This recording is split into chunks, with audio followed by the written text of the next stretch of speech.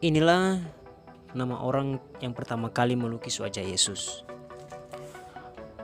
Sekarang ini banyak komentar beredar mempertanyakan tentang bagaimana sih wajah Yesus yang sebenarnya.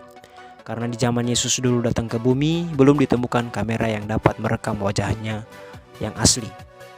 Lalu siapakah yang pertama kali melukis wajah Yesus Kristus? Namun sebelum saya lanjutkan, jangan lupa support channel ini dengan menekan tombol subscribe, like, share sebanyak-banyaknya ke sosial media Anda supaya banyak orang yang tahu hal ini, dan jangan lupa nyalakan loncengnya. Terima kasih. Perlu diingat bahwa kitab Injil tidak pernah mencatat ciri-ciri fisik Yesus Kristus. Misalnya bagaimana warna kulitnya, gemuk, kurus, pendek, dan lain-lain. Walaupun banyak sekali mengungkapkan Injil tentang kepribadian Yesus, namun Allah tampaknya sengaja tidak mengilhamkan tanda-tanda fisiknya untuk ditulis dan diwariskan secara salah ke dunia. Tuhan tahu bahwa pengagungan atau mengidolakan adalah unsur-unsur fisik oleh manusia akan berpotensi memicu sara dan berhala. Memang ada banyak lukisan karya para maestro dunia seperti Leonardo da Vinci dan pelukis-pelukis lainnya. Dalam lukisan-lukisan mereka yang bertema religius menggambarkan perkiraan wajah Yesus sesuai dengan insting seni atau imajinasi seni mereka masing-masing. Namun semuanya itu hanya rekaan seniman semata, bukan dengan dasar Alkitabiah yang menggambarkan bahwa Yesus memang berwajah seperti itu dan berpostur tubuh seperti itu.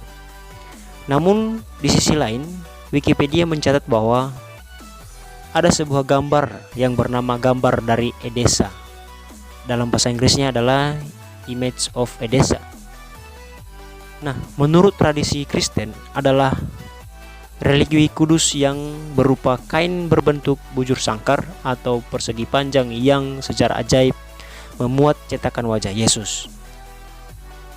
Ini merupakan ikon atau gambar pertama dalam gereja ortodok timur, dan juga dalam bahasa Inggris gambar ini dikenal sebagai Mandlion. Menurut legenda, ketika konon Yesus Kristus masih hidup, seorang raja bernama Abgar, penguasa Edessa, menderita penyakit kusta yang teramat parah. Mendengar tentang mujizat Yesus Kristus yang bisa menyembuhkan berbagai macam penyakit, sang raja berkehendak untuk melihat rupa sang juru selamat. Raja Abgar mengutus seorang pelukis agar dapat melukis wajah Kristus untuk dirinya. Namun si pelukis tidak dapat menunaikan perintah dari Raja Abgar. Kuasa pelukis tidak dapat menuangkan wajah Kristus yang bercahaya ke dalam lukisannya. Nah, pada suatu hari Yesus membasuh muka. Lalu sang juru selamat mengusapkan handuk ke wajahnya, dan secara ajaibnya di lembaran kain tersebut tergambarlah wajah sucinya sang juru selamat. Begitu menerima lukisan ajaib ini, Raja Abgar sembuh total dari penyakitnya.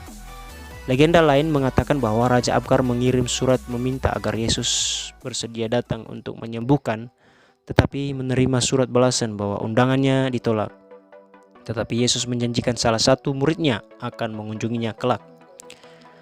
Legenda ini pertama kali dicatat pada abad ke-4 oleh Eusebius dari Kaisarea, yang menulis bahwa ia telah menyalin dan menerjemahkan surat asli dalam dokumen arsip dalam bahasa Suryani dari Raja Edessa, tetapi tidak menyinggung mengenai adanya gambar. Dikisahkan bahwa Rasul Tadeus dikatakan telah datang ke Edessa membawa perkataan Yesus yang secara ajaib menyembuhkan penyakit raja itu. Ikon suci ini pada awalnya dipasang di gerbang kota, tetapi tidak beberapa lama kemudian ikon ini ditutup dengan genting atas pertimbangan akan maksud jahat orang-orang munafik. Saat pasukan Persia mengepung Edessa, Bunda Maria muncul dalam mimpi uskup kota dan memerintahkan agar ikon juru selamat diarak mengelilingi kota tembok. Dengan ini, pada akhirnya musuh berhasil diusir. Penguasa Byzantium memindahkan ikon suci ini ke ibu kota Konstantinopel.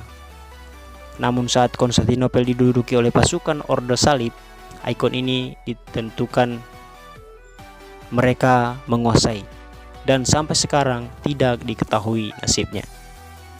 Jadi kemungkinan besar orang zaman sekarang telah mencontoh gambar dari Edessa itu sebagai inspirasi dan membuatnya menjadi versi mereka masing-masing dan sesuai dengan daerah mereka masing-masing.